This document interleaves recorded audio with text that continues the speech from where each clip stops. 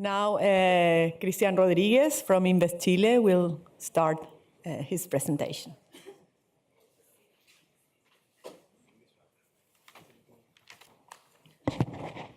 Thank you very much, Fernanda. On behalf of InvestChile, I want to thank Q, I want to thank Juan, I want to thank Yuli and the team at ChileMass for invitation to share some insights about our country today. And more importantly, thank you for the opportunity to collaborate with ChileMass in bridging investment and innovation among the Commonwealth and Chile.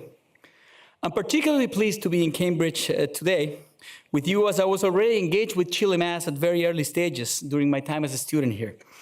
When the initiative took its first strides under the leadership of Ambassador Felipe Bulnes, Governor Deval Patrick, and of course our own Yuli Fuentes, and many others who are leading innovation in Chile today.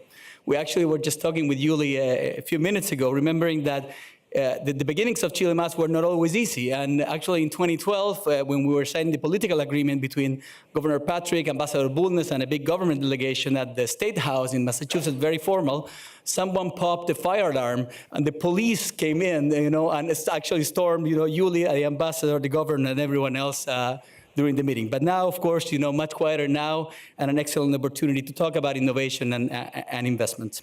InvestChile, the agency that I have the honor to run, is the government's foreign investment promotion agency tasked with proactively attracting more and better foreign investment into Chile, and which is essential to our goal of becoming the first developed Latin American country.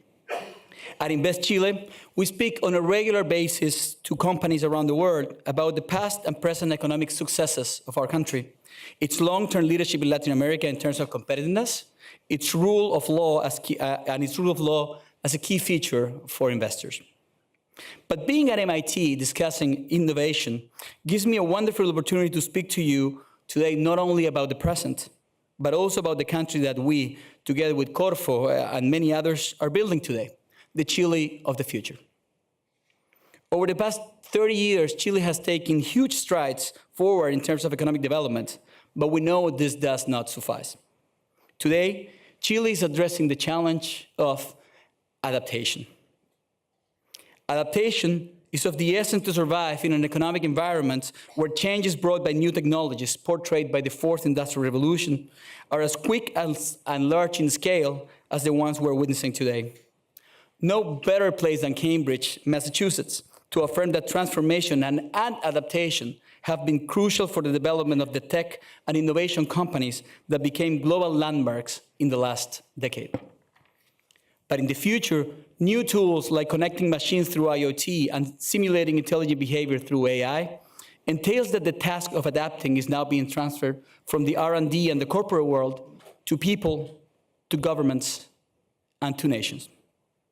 The challenge to incorporate these and other technologies in order to remain relevant is especially true for those countries who, like Chile, need to upgrade their heavy dependence on commodities.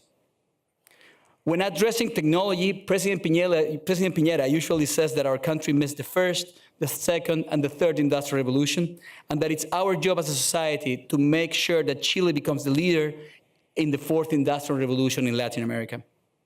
That's why we're here today. Not only to tackle opportunities we have already identified and address in the IT industry, but also to link the Massachusetts ecosystem with industries in Chile that, although already successful, can largely benefit from an upgrade in technology. Here, we talk about manufacturing and automation, biotechnology in the food industry, robotics, particularly related to mining, and cybersecurity, especially given that Chile features the strongest financial system in the region. And we're working on it. In our region, Chile is now a trendsetter. In renewable energy, we produce 2/3 of all the solar power in Latin America, and 20% of the country's total energy already comes from non-conventional renewable energy sources, largely attaining our Paris Accord commitments. But being a trendsetter also means being an early adopter. Chile offers the best fiber optic connectivity in the region. Internet almost at 100% penetration, while the LATAM average is about 55%. And we have not only a countrywide 3G, 4G network, but in 2019, InvestChile will be supporting the Ministry of Transport and Telecommunications in pioneering the first tenders for a 5G network in Latin America, and actually one of the first ones in the planet. Just to give you an example, Google, who has its only data center in Latin America located in Chile, it's working on the Curie project, which is a 10,000-kilometer submarine cable that will link Los Angeles, California to Valparaiso, improving the connectivity not only in Chile, but also between the United States and Latin America. Moreover, we're constantly improving our technology infrastructure and heavily investing in growing our technology-based talent.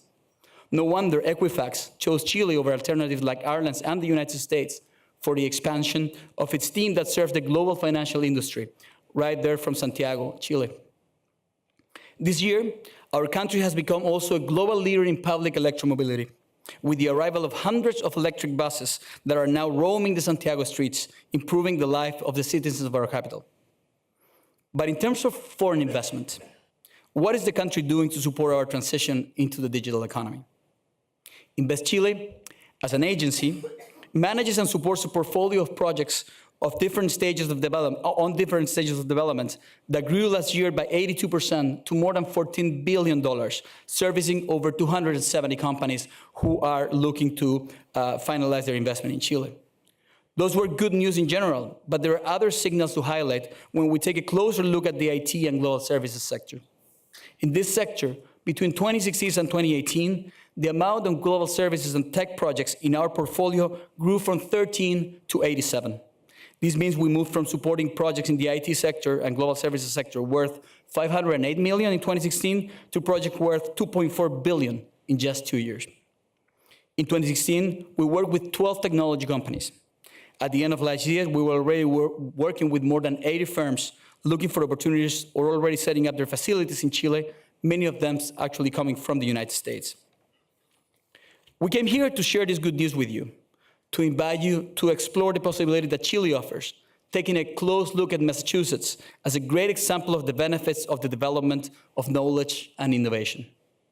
That's the same path that we as a country are looking to walk, and that InvestChile is committed to promote.